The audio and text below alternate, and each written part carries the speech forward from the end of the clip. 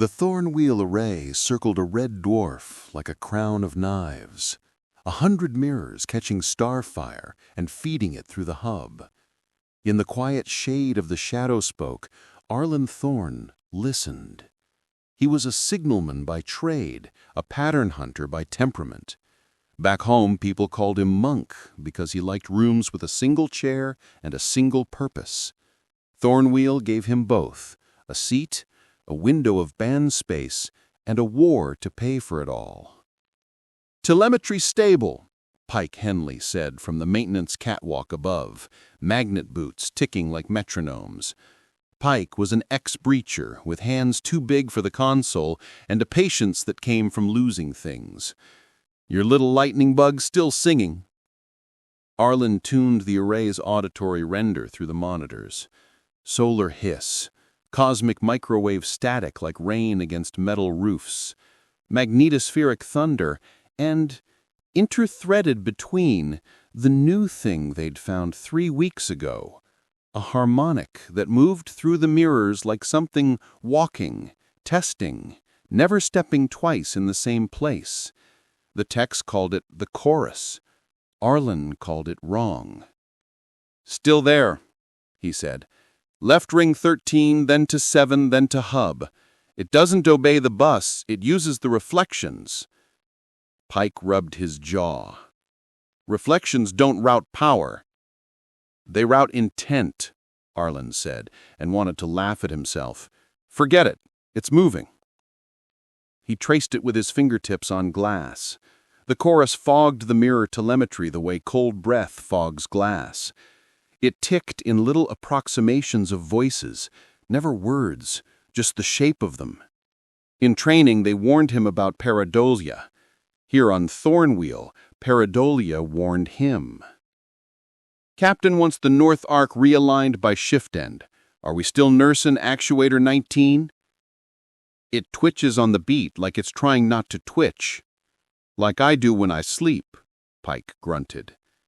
The hub lights dulled, then brightened. The chorus crept into the room in the way a draft becomes a chill. The mic in Arlen's collar caught it and played it back to him with a delay of 1 heartbeat. "Kill that!" he snapped, yanking the jack. Sound died. The chorus didn't. It waited in the wire. Pike heard nothing. He was humming something off-key to keep his own ghosts at bay. "You ever notice how quiet the dwarf is? It's called Rottenness C, but it should be called the Quiet Sun. It's polite." Arlen's screen wrote a sentence without permission. "Be polite." His mouth went dry. "Pike!" Pike leaned over the rail, eyes narrowing. "That you?" The sentence vanished. A new one scrolled as if typed by a very old clerk. "Return issued noise." The lights sagged again. Air systems hushed, as if the station was trying to hear its own heartbeat. Thornwheel had been built during the siege years, redundant, thick-skinned, unwilling to die. But thickness is not immunity.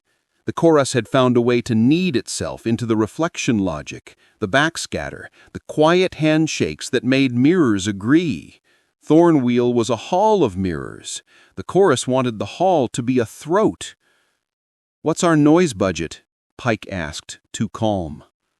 Arlen's hands moved on their own, calling up the acoustic map he'd built to keep himself sane. Every fan, pump, relay, valve. The station's life was a song of little creaks. He said, 56 decibels baseline, 72 during attitude burns. If the chorus is using destructive interference to cancel, it can make us polite, Pike said. A shape like a hand touched the glass from the other side, condensation without cause. It left 5 prints that didn't match any crew.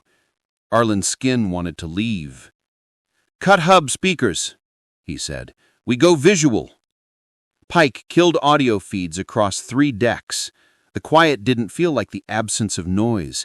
It felt like a mouth held shut. Arlen realized his teeth were clenched and unclenched for the pain. On the mirror net, the chorus stopped moving. It gathered, as if deciding how to answer disobedience.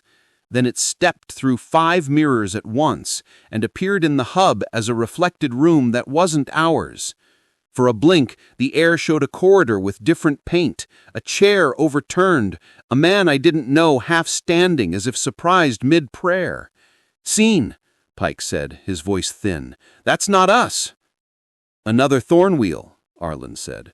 "Another branch where the chorus finished its work." "How do you finish a chorus?" asked Pike. "You make everyone listen." The vents clicked, foam extruders uncoiled like ferns.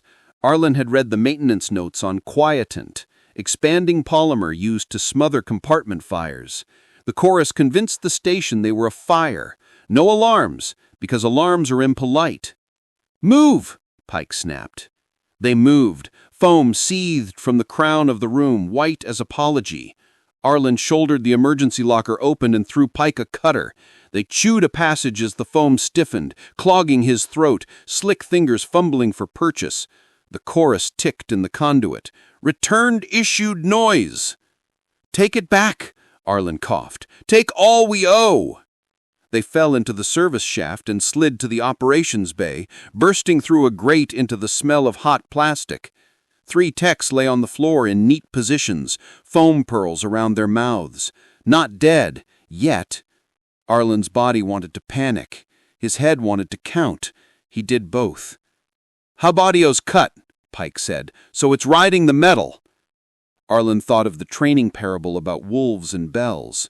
You put bells on the wolves so prey can hear them. What if the prey wears the bells and runs at the wolves? "I need the array. Full field, max load. We're going to sing so loud we tear its throat." Pike blinked. "You blow the bus, we're scrap." "Not if we aim it," Arlen said. "The chorus moves by phasing mirrors at human comfort frequencies. We go past comfort. We go to pain. We make a bad room." Pike considered the techs on the floor. Considered Arlen. "Do it." Arlen wired the array into the ops bay as if he were lashing a storm to a door. He set the mirrors to misagree, to squeal across the spectrum where the chorus had been most graceful. He slaved the bus to a metronome that humans hate, 97 beats per minute plus jitter. He tied the station's bone noises to the output, every fan blade's wobble, every pump's complaint, and amplified them until the panel labels trembled. "On your mark," Pike said. Arlen's thumb shook over the switch. He felt the chorus touching the room again, hand on the glass, a disappointed teacher. "Be polite." "Not today," he said, and threw the switch. Thornwheel screamed. Not in sound. Arlen had killed everything that played sound, but in shape.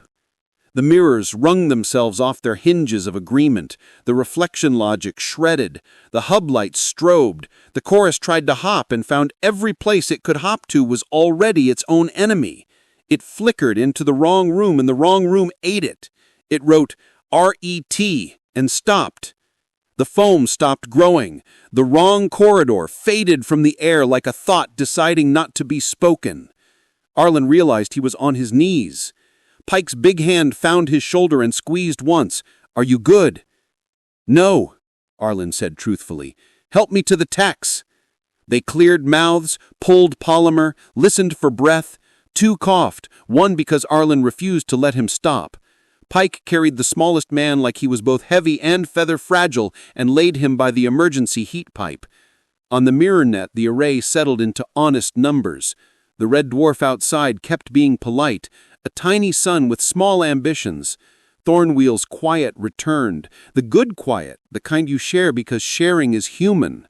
"What was it?" Pike asked. "A thing that hates noise because noise is choice," Arlen said. "And we are very noisy apes." "We made a bad room," Pike grinned without humor. "We made music ugly," Arlen said and laughed because it was either laugh or cry.